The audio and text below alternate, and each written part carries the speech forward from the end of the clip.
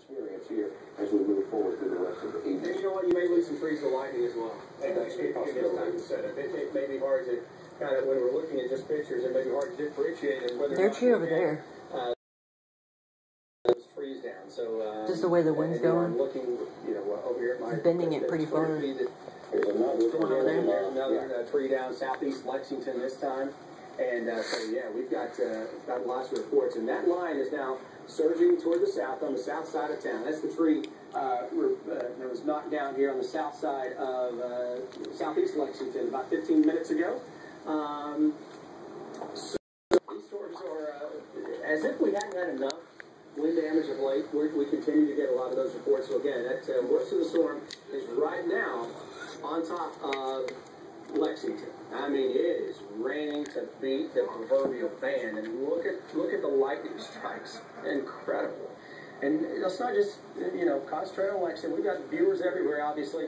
Versailles, Lawrenceburg, if you're watching us down into Harrodsburg, Lewisburg, get ready. Winchester. Looks like we're about to get right now across hit about right there. Look at the severe thunderstorm popping, or Clark County, I should say. Scott County, you had the worst part of that a little bit ago.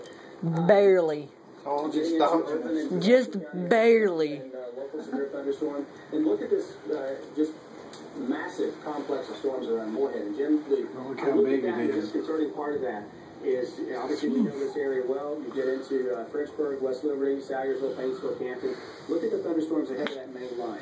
You had flooding in some of these areas last month. We just found a little gas there. They're going to get flooding again. In some cases, we could have some devastating flash floods in a setup like this. And what we run into when you get out into the mountains of eastern Kentucky is you get that excessive runoff because the water doesn't just sit on top of the mountains. That's right. It rolls down. It just rolls sometimes in this heavy rain. It is rushing down there. We talked to our Moorhead State Cam again. Let's go back to it. We reestablished connections. It left us during the height of that storm. Torrential rains as of now, so we kind of missed the worst part of that storm moving across Moorhead State University. But we're seeing the torrential rains that continue there. And look at Defender. I don't know why, but I enjoy the wind. Around Moorhead. Are you kidding me? How many strikes are we getting?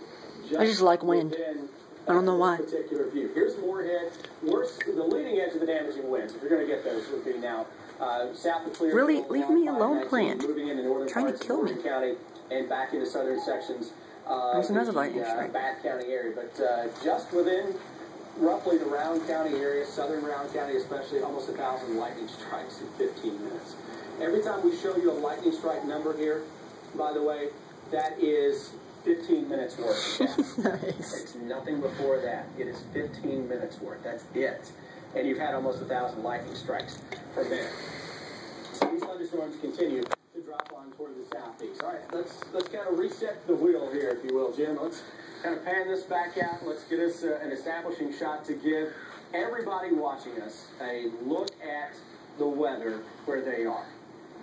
This massive line of thunderstorms, Interstate 65, and it is dropping its way toward the south very, very quickly. And it is now stretching along the south of Interstate 64 for the worst of the weather. And it's going to continue to drop toward the south. Madison County, you're next. Let's take you there. Check out this shot near exit 97.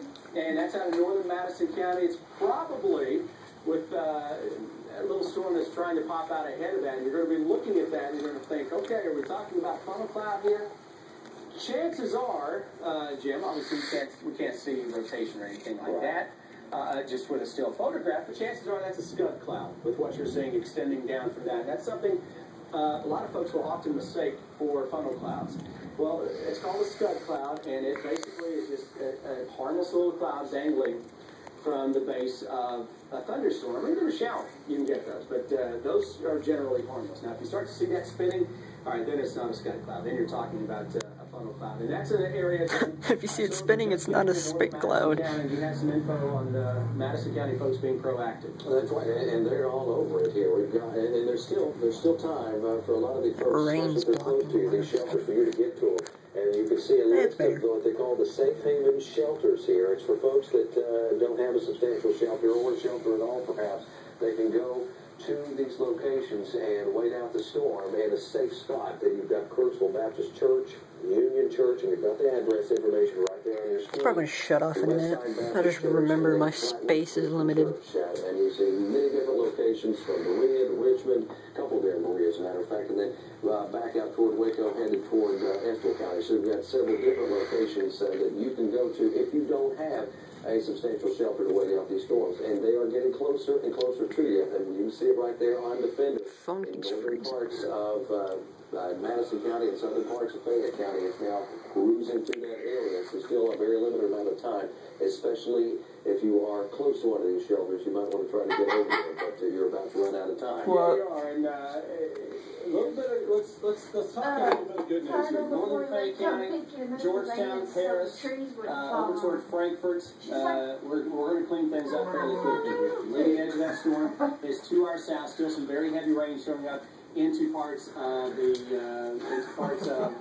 I'm just surprised we still have lights. But Yeah, I know. That's dying. Very, very slowly.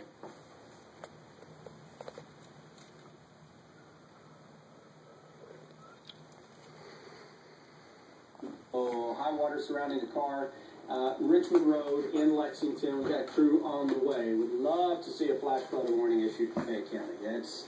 Those are hard to come by in Fayette County, seems like, but we are getting reports now flooding Richmond Road, cars stuck in high water, and that would be where we are seeing the greatest concentration of the heaviest rains as of right now. So this is the Richmond Road area that we're looking at. There's Henry Clay High School, and toward the downtown area, you start to get in on some torrential rains. But that'll lighten up here in just a little bit. But again, flash flooding on Richmond Road. That was the same area that had flash flooding last week at some point. But overall, storms in Lexington will begin to wind down just a little bit. So out ahead of that, severe thunderstorm warnings are out for several counties. All the counties that you see shaded in the yellow areas here, we've had severe thunderstorm warnings that will go for still a while longer. So flash flood warnings, severe thunderstorm warnings are out for areas across the interstate. Which way is it moving? Is it moving like downwards? South from there.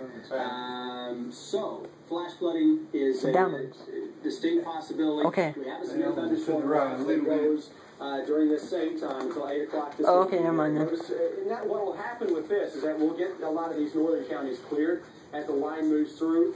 We may see that cleared a little bit, though I was looking at some of the short-range models, and what they were trying to do on the back edge of that line, from let's say the Lexington Metro, Louisville Metro, back into southern Indiana over the next 3 or 4 hours, they're trying to develop additional thunderstorms to go up. We'll see about that. We'll see how that one works out, but the next line then gears up and moves in here later tonight. The entire area is under a flash flood watch. Long overdue. We had flooding yesterday. Had flooding yesterday morning. Had flooding last night in a lot of areas. This flash flood watch will